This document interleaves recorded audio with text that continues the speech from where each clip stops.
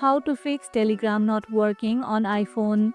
If Telegram is not working properly on your iPhone, start by checking your internet connection, both Wi-Fi and cellular data. Telegram needs a stable connection to function well. Next, try closing the app completely by swiping it away from the app switcher, then reopen it. This can clear temporary glitches. If the problem persists, check if your Telegram app is updated in the App Store. Updates often include bug fixes that improve performance.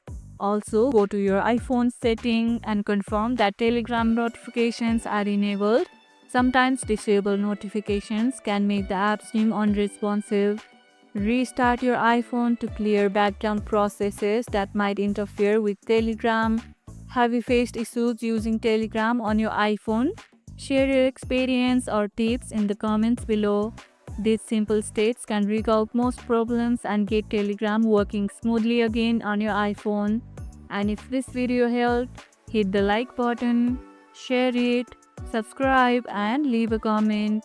Thanks for watching and I'll see you in the next one.